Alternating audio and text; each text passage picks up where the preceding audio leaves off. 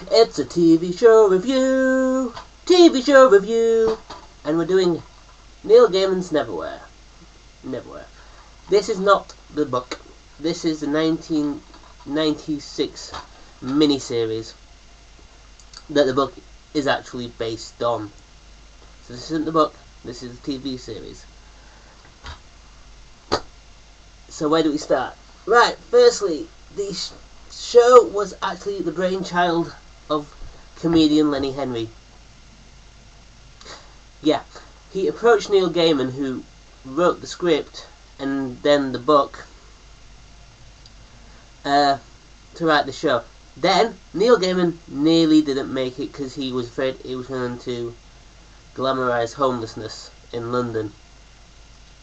Thank God he did write the script and make the TV show was made, because for me personally, it's one of my favourite TV shows of all time. So let's just get into the plot first. The basic plot is a guy who lives in London falls down a metaphorical rabbit hole and ends up in this bizarre version of London where what's been lost and forgotten still exists. I think that's the best way to describe it. Everything that we know, take as like an Oxford circus, is actually a circus in Oxford Street. The Black Friars are actually friars who are black, monks who are black. Everything has a literal interpretation. It's one of the greatest things about the show is the literal interpretations of this concept. So this guy Richard falls into this rabbit hole and ends up in a London below that's literally all around us in London. It's all around us for those people who live in London, but you just don't see it. And he has to survive and help this girl called Dor avenge the death of her family, so he himself can get back to his own real world. I'll give you a spoiler to the end of the show. He wants to go back at the end, and he does go back because everything has a happy ending at the end, because it's TV. It's not a war movie about Poland. So with that in mind, let's talk about the actors. There are so many actors in this that would become big names. The three that keep coming to mind are Patterson Joseph, who ended up in Survivors. I think he ended up in Law and Order UK. He was also tipped to be the Doctor at one point in Doctor Who, but it never materialised because I think at that time Matt Smith got it. I would rather Patterson Joseph than Matt Smith. Then we have Laura Fraser, who ended up in Lip Service, which was BBC Three's version of the L Word. And then we have Peter Capaldi. Peter Capaldi, who's probably made the biggest name for himself in this, really plays a bit part, which is disappointing. He gets to play the Doctor, but he has a bit part in this. It is a bit part, but it is quite an important bit part. It's not like Laura Fraser's character or the main character, but it's still an important character, even though really he's a bit part. Going on to the acting with this cast, what do you expect? This is going to be well acted. Peter Capaldi comes off as a bit camp sometimes, but he's playing an angel.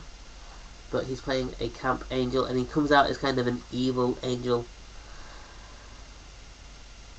So, but you know, I don't think Paul can play evil well. He came off as kind of comic book. When he became evil, he became comic book evil, and it didn't sit well with me at that point. When he played good, or pretending to be good, it sat well with me. I think I can only see Capaldi as a good character after watching him in Doctor Who. Rest of the cast do fine.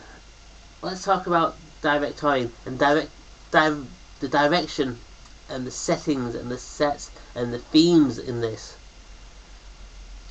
are for me the best thing. I don't think you could have done this whole thing without this. Settings and the sets. All this has been done in underground tunnels, in power cables, in some of the most dismal, dark places of London. And it really adds to the atmosphere of the show. The sets, if you didn't know what was around you and under you in London, you wouldn't know. There's a horror film, British horror film called Creep, that's set in the underground system, and it lacks the atmosphere that Neverwhere has. And the atmosphere throughout this whole show really sets it apart from other stuff that's underground. Then they throw in loads of different genres. You see horror in this, you see fantasy, you see steampunk, you see cybergoths. I think his name's Hugh Dewey or something, the guy who directed this, threw in lots of ideas and stuff into a massive mixing pot, and it comes out really well, really well. I can't stress how well this comes out as. We'll talk about this writing, and the script is a good script. You've got a good director who's bringing a lot of atmosphere in with a good script. Gaiman does really well. If you expect it to be exactly like the book, you're disappointed. You're going to be disappointed because there's some stuff he just couldn't do. The first floating market scene they had to do on the Battersea Power Station. They wanted to do it in Harrods, but Harrods barred them from doing it, so he put it in the book. The book and the TV show do differ in some places. However, the script has some brilliant one-liners, some brilliant scenes in it. And most of the best of the one-liners delivered by Patterson Joseph. I think that's what makes him stand out most of the time in this cast. I know I've talked about the actors are really good in this, but Patterson Joseph stands out. He plays arrogant, he plays just really well. Just watch it, he does really well in this. But yeah, the script's got some really good one-liners delivered by Patterson Joseph. There is one point with the Scream section where it's kind of cringeworthy because it feels like it comes out of a kids' TV show. But apart from that, the show's atmospheric, well written, and brilliant. It's a shame that this was almost not made. This is one of the best fantasy shows from the 90s. This is one of those things you have to watch. Granted, I'm saying this because this made a part of my childhood up. But seriously, people, watch this.